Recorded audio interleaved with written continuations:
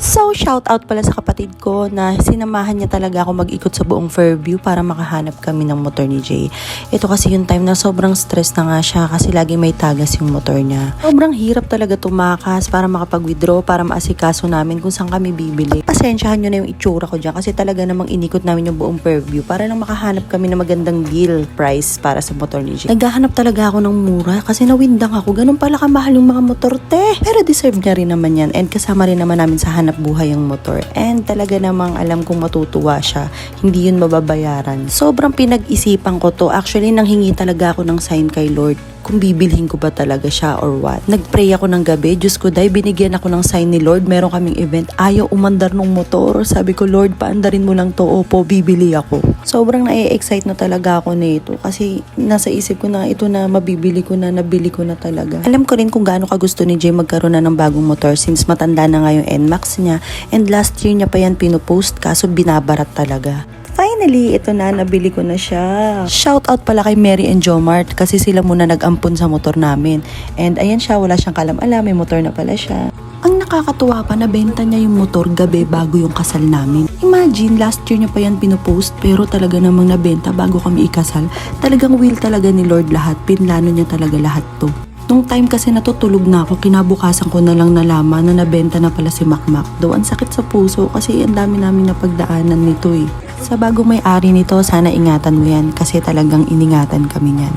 So, move forward na tayo sa magiging masayang araw ni Jay. Ito yung time naka-all set na talaga, nakaharang yung bridal car, tapos nasa likod dun yung motor namin.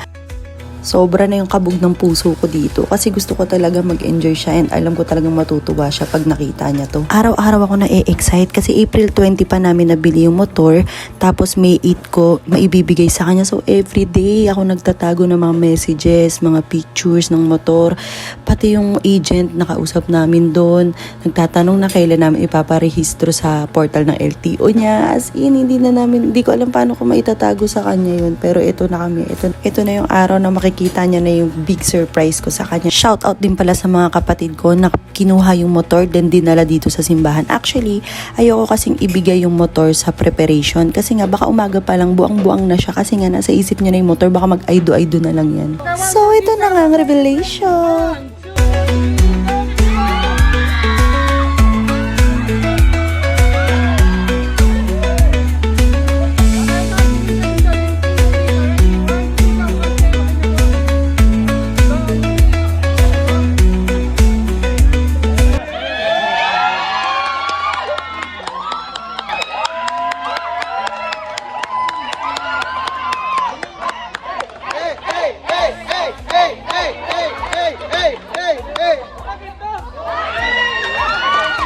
Diyos ko, dito naman ako naloka. Nagsayaw-sayaw na siya. Yung pala, hindi pa rin siya naniniwala na kanya pala yan. Sabi niya kasi sa akin, hindi daw siya naniniwala na kanya yan kasi nga kuripot daw ako. And alam niyang napakamahal ng ganyang motor.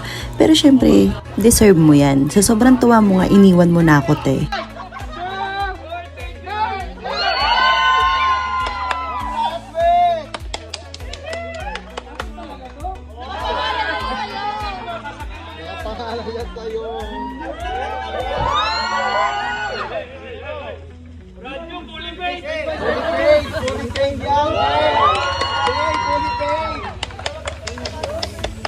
Gusto ko lang mag-thank you kay Lord kasi binibigyan niya ako ng chance na maibigay yung mga ganitong bagay sa partner ko bilang pasasalamat sa kanya.